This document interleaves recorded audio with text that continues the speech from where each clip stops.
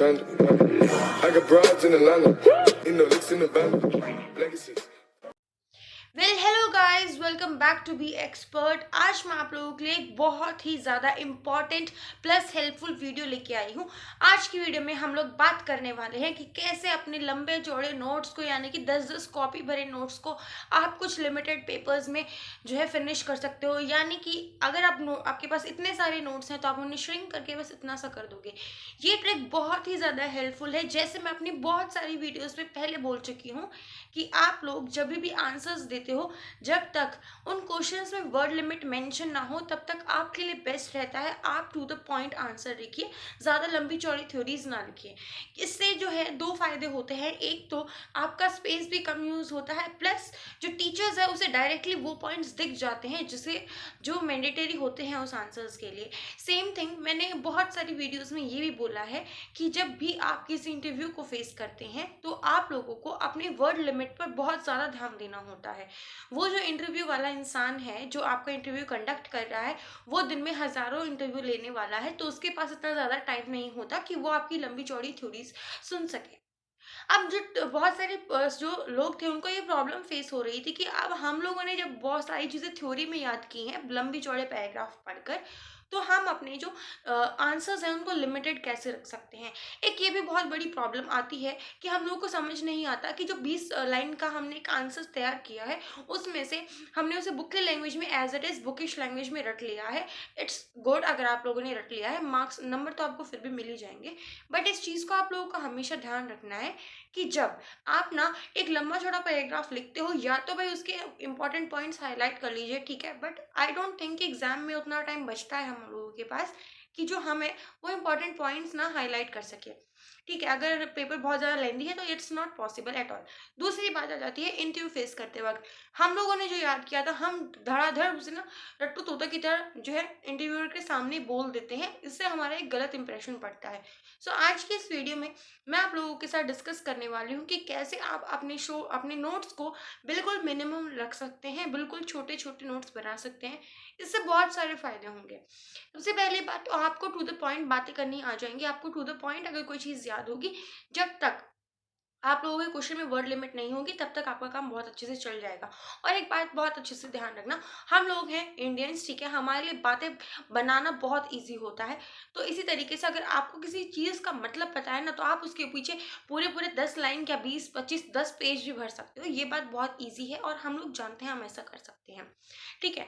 सो अगर आप लोग भी यही प्रॉब्लम फेस कर रहे हो कि आपके पास बहुत सारे नोट्स होते हैं और एग्जाम के पहले वाले दिन आप सभी लोग कंफ्यूज होते हो और उन सारे नोट्स के पन्ने पलटते रहते हो बट कुछ रिजल्ट नहीं आता, तो आप लोग ना बिल्कुल सही वीडियो देख रहे हो। इस वीडियो में मैं आप लोगों के साथ डिस्कस करने वाली हूँ कि आप कैसे अपने नोट्स को जो है बहुत ज़्यादा शॉर्ट कर सकते हो कुछ पर्टिकुलर टेक्निक्स यूज़ करके। ठीक है। तो सबसे पहले बात आ जाती है कि शॉर्ट नोट्स बनाने कैसे हैं, आप किस टाइप के नोट्स की बात कर रहे हैं। तो मैं आप लोगों को बता देती हूँ कि शॉर्ट नोट्स आप बना सकते हैं। ठीक है, शॉर्ट नोट्स में क्या होता है, आप जस्ट स्टार्ट में आप एक पेज लिया आपने, ठीक है, पेन पेज ले लीजिए। शॉर्ट नोट्स जो होते हैं उनमें तकरीबन ज़्यादा ही पेज लगते हैं कंपेरेटिवली जो मैं आपको अदर टेक्निक्स बताने वाली हूँ उसके। सो आपको बस पढ़ना है एक पूरा चैप्टर, ठीक है, उसके बाद आप लोग शॉर्ट नोट्स बना रहे हो ताकि मैं आपको 2 रीडिंग तो लेनी ही लेनी है। उसके बाद आप लोगों को क्या करना है, starting from the very first line आप लोगों को धार धार धार धार सारी चीज़ें लिख देनी है जो भी आपके दिमाग में आ रही हैं। ठीक है। हम शॉर्ट नोट्स में एक चीज़ होती है कि आप ना थोड़ी बहुत ग्रामर यूज़ करते हो, यानी कि थोड़ी बहुत तो अपनी थ्योरीज आप उसमें डालते ही डालते हो। अगेन यही रीज़न होता है कि जो शॉर्ट नोट्स हैं वो कम से कम अगर एक चैप्टर 50 पेज का है तो वो अप्रॉक्स आपके 10 पेज तो लेता ही लेता है। अगेन ये बहुत ज़्यादा डिफिकल्ट हो जाने वाला है अगर आपके सिलेबस, अगर आप बहुत ही किसी कॉम्पिटेटिव लेवल एग्जाम की तैयारी कर रहे हो और उसमें काफ़ी लंबा चौड़ा सिलेबस है, तो आप लोगों के लिए बहुत मुश्किल हो जाने वाला है ये सब याद करना at the time of exam. क्योंकि ना तो आपको एक सब्जेक्ट पढ़ना है, एक दिन का ही एग्जाम होते हैं मोस्टली, तो ना ही आपको एक सब्जेक्ट पढ़ना है, आपको बहुत सारे कुछ सब्जेक्ट्स पढ़ने हैं। उसके साथ साथ आपको बहुत सारे जो हैं चैप्टर्स कवर करने हैं। इसलिए आई डोंट थिंक कि जो कॉम्पिटिटिव लेवल एग्जाम वाले स्टूडेंट्स होते हैं उन लोगों को शॉर्ट नोट्स यूज़ करनी चाहिए। कॉम्पिटिटिव लेवल स्टूडेंट्स के लिए सबसे बेस्ट चीज़ जो होती है वो होती है हमारी माइंड मैप्स और फ्लैश कार्ड्स। ठीक है। अब माइंड मैप्स, अब बहुत सारे लोगों ने सुना होगा माइंड मैप्स, कुछ लोग माइंड मैप्स को फ्लो चार्ट भी बोलते हैं, बट ये चीज़ बिल्कुल डिफरेंस है। Flow chart is a different different thing and mind map is a different thing. ठीक है, जब आप लोग स्कूल में होंगे ना तो टीचर्स ने बोला होगा कि फ्लो चार्ट बना के सब कुछ याद करा करो, फ्लो चार्ट से ना आप लोग कभी कुछ भूलते नहीं हो, it is very easy and simple to revise. ठीक है, तो फ्लो चार्ट का एक हैवियर वर्जन होता है mind map, for my personal opinion. So जो लोग स्टूडेंट्स हैं यानी कि जो 10th 12th या फिर कॉलेज अपीयरिंग्स हैं, तो उन लोगों के लिए सबसे बेस्ट यही होगा कि आप लोग शॉर्ट नोट्स बना लीजिए। बट अगर आप लोगों के पास ये कैपेबिलिटी है कि आप लोग अगर एक चीज़ के बारे में जानते हो, अगर आपको सिर्फ एक लाइन पता है पर्टिकुलर चीज़ के बारे में, तो आप उसके ऊपर पूरी लंबी चौड़ी 4 5 लाइन के क्वेश्चंस बना सकते हैं। तो आप लोग भी ये टेक्निक यूज़ कर सकते हो जिसे हम माइंड मैपिंग बोलते हैं। सो अब बारी आ जाती है माइंड मैप कैसे बनाते हैं। सबसे पहले मैं आप लोगों को बता देती हूँ फ्लो चार्ट और माइंड मैप में डिफरेंस क्या होता है। फ्लो चार्ट जो होता है वो ना हम लोग बचपन में बनाते थे स्कूल कॉलेज टाइम्स में। तो उस चार्ट में क्या करते हैं हम लोग, बस एक हेडिंग डालते हैं, एक पर्टिकुलर हेडिंग, उसके बाद हम एरो बना बना के, बॉक्सेस बना बना के उस पर्टिकुलर हेडिंग के बारे में ही बात करते हैं। वहीं अगर मैं आप लोगों से माइंड मैप की बात करूँ तो माइंड मैप में आप बेसिकली जो है चीज़ों को इंटरकनेक्ट करना सीखने वाले हो। चीज़ों को इंटरकनेक्ट करने के बाद आप पूरे एक लंबे चौड़े चैप्टर को सिर्फ एक पतले से खत्म कर दोगे। So it's very simple. अब बात ये रहती है कि माइंड मैपिंग कैसे करनी है। ठीक है, फ्लो चार्ट जो होते हैं वो लोग बहुत बहुत सारे लोग इजीली बना लेते हैं, स्टूडेंट्स जो होते हैं एक बार 9th 10th वाली स्टेज जब आप क्रॉस कर लेते हो। सो अब बारी आती है माइंड मैपिंग की। सो माइंड मैपिंग में बेसिकली आपको क्या करना है, आप लोग सपोज मान लीजिए आप कोई चैप्टर पढ़ रहे हो। ठीक है, सो हम लोग बात कर लेते हैं बायो की ही। अगर आप बायो का चैप्टर पढ़ रहे हो, सपोज आप लोगों ने इकोलॉजी का कोई एक चैप्टर पढ़ लिया है, उसके बाद आप लोग जो हो उस चैप्टर को एक बार हमने थॉरो रिवीजन किया। ठीक है, उसके बाद आप उसके ना क्वेश्चंस देखिए।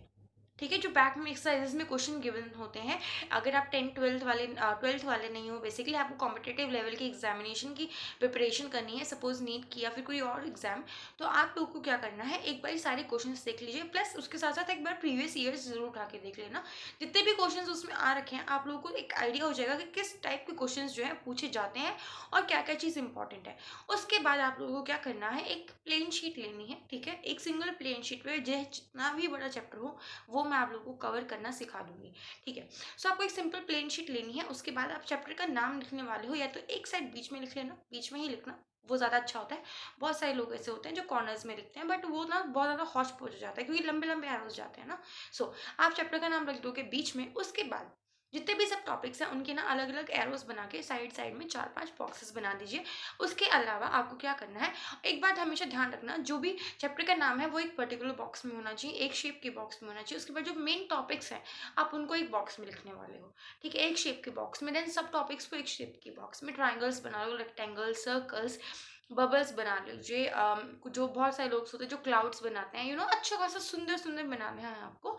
अब जब आप लोग ये पूरा कर लोगे ना, सो उसके बाद आपको अपनी बुक जो है वो दोबारा उठानी है। ठीक है, अब एक बात और ध्यान रखना, जब आप माइंड मैप्स बनाते हो अलग अलग टॉपिक्स की, तो बहुत बार ऐसा होता है जो टॉपिक्स है वो इंटरकनेक्टेड होते हैं। ठीक है, सो वो इंटरकनेक्टेड वाले टॉपिक्स पे ना आप ऊपर से एरो बना के आप लोग वहाँ पे लिख दीजिए connection, and then explain it in a short terms. बिल्कुल हल्के हल्के वर्ड्स में लिखना है आपको, ज़्यादा लंबी चौड़ी जो है चीज़ें नहीं लिखनी कि नहीं, तो अगर आप ज़्यादा थ्योरी भरने की कोशिश करोगे ना तो वो जो आपकी राइटिंग जो है वो बहुत ज़्यादा स्मॉल हो जाएगी, प्लस वो बहुत ज़्यादा हौच पौच हो जाने वाला है सब कुछ। ठीक है, उसके बाद आप लोग अपनी बुक दोबारा उठाओगे, एंड देन आप एक बार ये बुक की दोबारा रीडिंग ले लीजिए। ठीक है, उसके बाद आप जो है अपने शॉर्ट नोट्स को उठा के देखिए। हो सकता है इनकेस आप नोट्स बनाते हुए कोई भी इंपॉर्टेंट पॉइंट भूल जाते हो, और आपको लगता है अगर आपके जो स्पेस है वो उसमें आपके पास इनफ स्पेस है कि आप छुप को 1 2 पॉइंट बच गया है तो उसमें आप लिख दो। ठीक है, ये मत करना कि 1 2 पॉइंट रह गए हैं आपके तो आप लोग उठा के लगा दो एक स्टिकी नोट उसके ऊपर, ऐसा आपको बिल्कुल नहीं करना है। क्योंकि स्टिकी नोट्स ठीक है एक टाइम के बाद पहले तो वो लूज हो जाते हैं। ठीक है, ज़्यादा अच्छी क्वालिटी वाले स्टिकी नोट्स पर्सनली मुझे तो आज तक कभी नहीं मिले। चलें, ठीक है। सो अब आप लोग को क्या करना है, जितने भी, या तो आपके पास इनफ स्पेस है कि आप वो सारे पॉइंट्स जो हैं उस वहाँ पे पर्टिकुलर जगह पे लिख सकते हो। उसके अलावा अगर आपके पास नहीं है तो मैंने आपको बोलता प्लेन शीट लेनी है, आपको रूल्ड शीट नहीं लेनी है। तो जस्ट टर्न द शीट, उसके बाद वहाँ पे कुछ चीज़ें आप लिख लीजिए जो आपकी बच गई हैं। ठीक है, उसके अलावा जो आप लोगों को लगता है कि चैप्टर में कुछ ऐसी चीज़ें होती हैं जैसे कि नेम्स हो गए किसी साइंटिस्ट के या फिर कुछ ईयर्स हो गए, उनको भी आप एक बार दोबारा लिख लीजिए साइड में। ठीक है, सो ये तो हो गई है हमारी माइंड मैपिंग की टेक्निक। ठीक है। सो माइंड मैपिंग जब आप करते हो ना, तो आपको एक बात हमेशा ध्यान रखनी है कि आपको सिर्फ की पॉइंट्स उठाने हैं, की वर्ड्स उठाने हैं। ठीक है। ये जो टेक्निक है बहुत ज़्यादा इफेक्टिव होती है जो लोग कॉम्पिटिटिव लेवल एग्जाम की प्रिपरेशन कर रहे हैं, इवन यूपीएससी तक के एग्जाम्स की प्रिपरेशन कर रहे हैं। जितने भी ऑब्जेक्टिव टाइप क्वेश्चंस आते हैं ना, उनके लिए आप उन एग्जाम्स के लिए आपके लिए ये बेस्ट है। ठीक है ना। एग्जाम से पहले पर्सनली अगर मैं बात करूँ तो ना, नीट के स्टूडेंट्स जो होते हैं उनको 98 चैप्टर्स अप्रॉक्स पढ़ने होते हैं, फिजिक्स केमिस्ट्री एंड बायोलॉजी के मिला के। ठीक है। मुझे एक बात बता दीजिए, नीट का पेपर एक ही दिन होता है। ठीक है। एक ही शिफ्ट में होता है। आप उस एक शिफ्ट से पहले क्या वो 98 चैप्टर्स के नोट्स रिवाइज कर सकते हो? नहीं कर पाओगे कभी भी, अगर आपके पास वो लंबी चौड़ी किताबें होंगी। ठीक है। सेम ये तो सिर्फ नीट है, इसमें सिर्फ 3 ही सब्जेक्ट हैं। यूपीएससी की प्रिपरेशन करने लगोगे तो बहुत सारे सब्जेक्ट्स आने वाले हैं। ठीक है। और एक चीज़ हमेशा ध्यान रखना, जब भी आप जो शॉर्ट नोट्स या फिर माइंड मैप्स बनाते हो ना, तो आपको उस टॉपिक के बारे में डिटेल नॉलेज होनी चाहिए। ऐसा नहीं है अगर आपने सिर्फ मोटी मोटी किताब पढ़ ली उसके बाद आप नोट्स बनाने लग जाओगे। अगर ऐसा करोगे ना, तो 2 दिन बाद वही माइंड मैप आपको एक पहाड़ सा लगेगा और उसमें कुछ आपको समझ नहीं आएगा। ठीक है। उसके बाद आप लोग वापस आओगे और बोलोगे कि मैम ये तो कुछ समझ ही नहीं आ रहा। 2 दिन बाद तो ऐसा नहीं करना है, आपको उस चीज़ के बारे में डिटेल नॉलेज होनी चाहिए जिस चीज़ के बारे में आप नोट्स बना रहे हो। ओके। माइंड मैपिंग के अलावा एक और चीज़ जो होती है वो फ्लैश कार्ड्स होती है। ठीक है। मैं पर्सनली फ्लैश कार्ड्स जो है वो ज़्यादा यूज़ नहीं करती। ठीक है। क्योंकि वो मुझे थोड़े से का टाइम कंज्यूमिंग टाइप्स लगते हैं, प्लस उनको संभाल के रखना मेरे लिए काफ़ी ज़्यादा एक हेक्टिक जॉब हो जाती है। ठीक है। सो अब बात करते हैं हम फ्लैश कार्ड की। तो फ्लैश कार्ड में आप लोग को क्या करना है, आपको एक बड़ा सा चार्ट पेपर ले लेना है। ठीक है। उसके बाद उन चार्ट पेपर्स को एक स्मॉल स्मॉल साइजेस में, मतलब जितना आपको लगे। ठीक है। एक तो 4-5 इंच के साइज शेप्स में और साइज में कट कर लीजिए। उसके बाद आप जब अपना चैप्टर कवर कंप्लीट कर लेते हो पढ़ने के बाद, तो आपको डायरेक्टली क्या करना है, एक फ्लैश कार्ड उठाना है। ठीक है। उसके बाद अगर उस पर आप एक सब टॉपिक लिखना, ऊपर जो चैप्टर का नाम लिख दीजिए। ठीक है। देन उसके बाद आप जो मेन टॉपिक है आपका जिसके बारे में आपने वो फ्लैश कार्ड बनाया है वो लिखिए। ठीक है। तो फ्लैश कार्ड बनाने के बाद आप उस पेज को टर्न करोगे, उसके बाद उसमें जितनी भी डिटेल्स है वो सारी वहाँ पे लिख देनी है आपको। It's very simple. ठीक है। अब एक बात हमेशा ध्यान रखना कि जितने चैप्टर्स के फ्लैश कार्ड आप बना रहे हो ना, इनको प्लीज़ संभाल के ज़रूर रखना। ठीक है। क्योंकि जब मैंने ये टेक्निक यूज़ करनी शुरू की थी तो मुझसे जो है वो फ्लैश कार्ड्स जो है वो गुम हो जाता है। दोबारा उसी पर्टिकुलर टॉपिक के फ्लैश कार्ड बनाना, और बहुत बार ऐसा होता है कोई लंबा चौड़ा चैप्टर होता है ना, तो हम लोग भूल ही जाते हैं कि कोई फ्लैश कार्ड मिसिंग है यहाँ से। इस बात का ध्यान रखना। पिन अप मत कर लेना उन सारों को कि आप सोचो कि फ्लैश कार्ड है तो पिन अप कर लेते हैं, नहीं ऐसा नहीं करना है आपको। अब आपको क्या करना है, जब वो आपके फ्लैश कार्ड तैयार हो जाएंगे तो आपको उन्हें ऊपर नीचे लगा देना है। ये नहीं कि लाइन वाइज सीरियल से लगा रहे हो कि पहले टॉपिक आता है फिर ये टॉपिक आता है, ऐसा नहीं करना है। ठीक है। क्योंकि जब भी हमारे माइंड के साथ कंसिस्टेंसी रहती है ना, तो हम लोग भूल जाते हैं चीज़ें। ठीक है। हमें याद नहीं रहती, हमारा जो फोकस है वो डिसबैलेंस सा हो जाता है। सो इसीलिए जो है आपको मैं ये सजेशन दे रही हूँ कि जितने भी आप अपने फ्लैश कार्ड बना रहे हो तो उनको आप आगे पीछे रखने वाले हो। ठीक है। अब बारी आ जाती है कि आप लोग ये जब ये फ्लैश कार्ड्स बना लेते हो तो बहुत सारी चीज़ें मैंने नोटिस की हैं जो टेक्निकल एग्ज़ाम देने वाले स्टूडेंट्स होते हैं उनकी लाइफ में एक प्रॉब्लम आती है। वो ये होती है कि बहुत सारी चीज़ें होती हैं जिनमें फॉर्मूलाज होते हैं। ठीक है। कोई न्यूमेरिक वैल्यू हो गई या जैसे कि क्यूब रूट स्क्वायर रूट, ये सारी चीज़ें तो बहुत डिफिकल्ट हो जाता है याद रखना काफ़ी लंबे टाइम तक। तो इसमें आप 2 चीज़ें ट्राई कर सकते हो। ठीक है। 2 सजेशंस मैं आपको दे रही हूँ, आपको जो बेस्ट लगे आप वो लोग ट्राई करना। सिर्फ 7-8 दिन ट्राई करने की ही बात है। उसके बाद आप देखना आपको वो जो जो वर्ड्स थे या फिर वो जो नंबर्स थे वो जो आपको कभी याद नहीं हो रहे थे वो आपको 101% याद होने लग जाएंगे। सो अगर मैं बात करूँ इस रूल की, तो आपको इस रूल में क्या करना है ना, इट्स बेसिकली कि आपको एक बड़ा सा चार्ट पेपर ले लेना है। ठीक है। नहीं, सबसे पहले तो आप लोगों को ना उन फार्मूलाज की लिस्ट बनानी है जो आप जिसमें आप कंफ्यूज होते हो, उन डेट्स की लिस्ट बनानी है जिसमें आप कंफ्यूज हो जाते हो। उसके बाद आपको एक बड़ा सा चार्ट पेपर लेना है। Then cut it into the pieces, जितने भी आपके फार्मूलाज हैं तकरीबन एक पेज पे आप 2 फार्मूला लिख लीजिए, ज़्यादा से ज़्यादा, उससे ज़्यादा मत लिखना। ठीक है। नहीं तो फिर से अगेन वो कन्फ्यूजन हो जाएगा। और जो फार्मूलाज होने चाहिए वो इंटर रिलेटेड नहीं होनी चाहिए, एक दूसरे से बिल्कुल अपोजिट होनी चाहिए। क्योंकि जब आपको एग्जामिनेशन सेंटर में बैठोगे तो ये चीज़ आपको कंफ्यूज कर सकती है। ठीक है। सो अब आपको क्या करना है, अपने कमरे की, अगर आप हॉस्टल में रहते हो सिर्फ एक ही रूम है आपके पास, तो अपने कमरे के अलग अलग दीवार पे उन पेपर्स को जाके पेस्ट कर दीजिए। ठीक है। दीवार पे पेस्ट करने का मतलब ये है उन दीवारों पे पेस्ट करना है जहाँ पे आप जाते हो यूजुअली। ठीक है। जैसे वॉशरूम की दीवार हो गई है, अगर आपके पास आपके बेड के पास वाली दीवार, आपके स्टडी टेबल के पास वाली दीवार, आपकी अलमीरा पे चिपका सकते हो, आप ऐसे चिपकाना है। ठीक है। और ऐसा नहीं है बस चिपका दिया और छोड़ दिया, जब भी आप उस पर्टिकुलर प्लेस पे जाते हो तो आपको उनको ध्यान से देखना है। ठीक है। एक बार नोटिस करोगे, 2 बार नोटिस करोगे, फिर जो है ना आपकी हैबिट से बन जानी है। वो होता है ना कि आप आपकी आदत बन गई है एक चीज़ को एक जगह एक पर्टिकुलर प्लेस पे देखने की, और जब वो वहाँ नहीं होती तो आपको अजीब-सा लगता है। तो ऐसा ही होने वाला है। उसके बाद जो है आप एग्ज़ामिनेशन सेंटर में बैठोगे एग्ज़ाम देने, तो आपको ना ईज़िली वो फ़ॉर्मूलाज़, वो वैल्यूज़ स्ट्राइक होने लग जाएँगे। ठीक है। इट्स वेरी सिंपल, ठीक है। बहुत सारे स्टूडेंट्स इसे यूज़ करते हैं दीवारों पे। आप अगर किसी हॉस्टल में रहने चाहते हो स्टार्टिंग में पीजी-वीजी में, तो आप लोग देखोगे कि दीवारों पे ना बहुत सारे पेपर्स पे कुछ ना कुछ छोटा-छोटा इवन बहुत सारे स्टूडेंट तो ऐसे होते हैं जो डायरेक्ट पेन से लिख देते हैं, ठीक है, तो हॉस्टल की दीवारें खराब हो जाती है। आपको ऐसा बिल्कुल नहीं करना।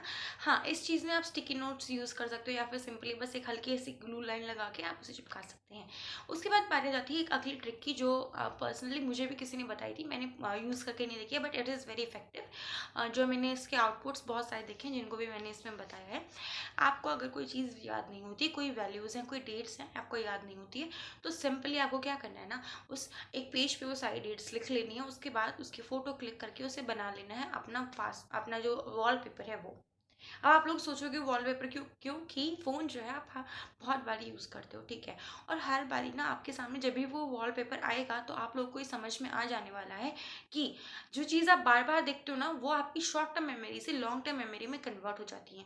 ये बहुत ही ज़्यादा इफ़ेक्टिव वे है, और इवन मेरी सिस्टर है जो छोटी, वो इसे यूज़ करती है, और इसे बहुत ईज़िली बहुत सारी चीज़ें याद हो जाती हैं। सो अब इतना सा ही करना है आपको कि मैं इस एक वीडियो के अब वीडियो का एंड आ गया, तो मैं चीज़ें समराइज़ कर देती हूँ। सबसे पहली बात, जो थ्योरी वाले बड़े-बड़े पॉइंट्स हैं, आपको वो इग्नोर करने हैं। थ्योरी वाले नोट्स आपको सिर्फ 1 मैक्सिमम 2 टाइम ही पढ़ने हैं। जब आप लोग जो है अपने माइंड मैप्स बना रहे होगे, उससे एक बारी पहले और इससे एक बारी बाद में, ताकि आप क्रॉस चेक कर सको कि आपने कोई इंपॉर्टेंट पॉइंट छोड़ ना दिया हो, ठीक है? उसके बाद जो है आपको रिवीजन मेंटेन रखना है, ठीक है? अब रिवीजन मेंटेन रखना है, मैंने अपनी एक लास्ट वीडियो में बताया था, how to study, I think उस वाली वीडियो में। सो उस वीडियो में मैंने आपको बताया था कि आपको किस तरीके से रिवीजन करना चाहिए। सो आज मैं आपको एक बार फिर से वो बता देती हूँ, और अगर कोई इंटरेस्टेड है वो मेरी वीडियो जाके देखने में, तो मैं उसका लिंक डिस्क्रिप्शन में ज़रूर प्रोवाइड करा दूंगी, ताकि आप उस वीडियो को देख सकें, ठीक है? सो रिवीजन करने का एक पर्टिकुलर फेज होता है, ठीक है? आप लोग ना जो एक चीज़ आज पढ़ी है, उसे ही दोबारा कल रिवाइज करोगे, देन परसों तरसों ऐसे नहीं करना है आपको। या तो अगर आपके पास सिलेबस कम है ना, मतलब आपको लिमिटेड ही सिलेबस याद करना है, तो आप ना उसे ऑल्टरनेटेड डेज पे शिफ्ट कर लीजिए। क्योंकि एक बार ही आप मुझे बताइए, अगर आप एक चीज़ के बारे में रोज़ बात करते हो, तो एट द टाइम आप उसे नहीं भूलते, बट जब आप उसके बारे में बात करना छोड़ देते हो, तो आप भूल जाते हो, ठीक है? तो आपको ऑल्टरनेटिव डेज पे करना है। और अगर आपके पास काफ़ी सारा लंबा चौड़ा सिलेबस है, आप किसी कॉम्पिटिटिव लेवल एग्जाम की प्रिपरेशन कर रहे हैं, तो आपको सिंपली क्या करना है, रिवीजन को, एक पर्टिकुलर बुक के रिवीजन को आपको डिवाइड करना है, ठीक है? सबसे पहले रिवीजन होने वाला है, सपोज आप आज कर लेते हो, ठीक है, 10th ऑफ अप्रैल को, ठीक है, सपोज हम दिस डेट मान रहे हैं, ऐसे 10th ऑफ अप्रैल को करते हो। उसके बाद आपको अपना नेक्स्ट रिवीजन जो है 15th ऑफ अप्रैल को करना है। उसके बाद फिर अगले 7 दिन बाद, देन 9 दिन बाद, फिर 15 दिन बाद, देन 21 दिन बाद, ठीक है? आप एक चीज़ हमेशा ध्यान रखना कि मिनिमम आपको 5 टाइम रिविजन्स चाहिए होता है, अगर आप कोई भी चीज़ याद रखना चाहते हो, अपनी मेमोरी, लॉन्ग टर्म मेमोरी में उसे भेजना चाहते हो, ठीक है? और अगर आप उससे ज़्यादा कर लेते हो, तो इट्स वेल एंड गुड, ठीक है? क्योंकि कम पढ़ना हार्मफुल हो सकता है, बट ज़्यादा पढ़ना कभी भी हार्मफुल नहीं होता। सेम कम रिवीजन हार्मफुल होता है, बट ज़्यादा रिवीजन हार्मफुल नहीं होता है। So that's all students, I hope आपको ना ये वीडियो बहुत ज़्यादा हेल्पफुल लगी हो। बस इतना ध्यान रखना है कि अपने जो नोट्स हैं उनको मिनिमम रखना है, ठीक है? कम से कम जब तक आप ना ये लंबी चौड़ी किताबें पढ़ोगे ना, आपको बहुत ज़्यादा डिफिकल्टी लगने वाली है कोई भी एग्जाम देते टाइम। बट जब आप ना इन सारे नोट्स को पतला पतला कर दोगे ना, और जब आप 1-2 दिन में ही सारे रिविजन्स खत्म कर दोगे, तो आपको इंटरनल बहुत अच्छी वाली फीलिंग आने वाली है, ठीक है? सो आई होप अगर आपको इसमें से कोई भी टेक्निक अच्छी लगी हो, और अगर आप उसे अपनी लाइफ में इम्प्लीमेंट करते हो, और एक पॉजिटिव चेंज आपको देखने को मिलता है, जो कि 101% गारंटीड देखने को मिलेगा, सो प्लीज़ वापस आकर कमेंट सेक्शन में अपनी राय छोड़ के ज़रूर जाना। क्योंकि ना बहुत बारी ऐसा होता है कि हम वीडियोज़ देख लेते हैं, उसके बाद हम लोग ना कमेंट्स देखते हैं कि क्या ये कुछ लोगों पे इफेक्टिव रहा है या नहीं रहा है। सो बेसिकली आप लोगों को भी ऐसा ही करना है। अगर आप इस वीडियो को फॉलो करते हो, तो आप लोगों को कमेंट्स ज़रूर छोड़ के जाने हैं कि आपकी लाइफ में क्या क्या चेंजेस आए हैं, जिससे और लोगों को हेल्प मिले, ठीक है? और अगर आपके फैमिली एंड फ्रेंड्स हैं, कोई रिलेटिव्स है जो कि स्टूडेंट्स हैं और किसी एग्जाम की प्रिपरेशन कर रहा है, उनको भी यही पर्टिकुलर प्रॉब्लम फेस होती है कि इतनी लंबी चौड़ी थ्योरीज वो रिवाइज नहीं कर पाते ज़्यादा बारी, तो आप लोग प्लीज़ इस वीडियो को उनके साथ भी शेयर कर दीजिए। क्योंकि जब हम लोग दूसरों का भला करेंगे, तो हमारा भी भला ही होता है, यानी कि हमारा काम है ज्ञान बांटना, ठीक है? सो तब तक के लिए गुड बाय। अब हम मिलते हैं अपनी नेक्स्ट वीडियो में।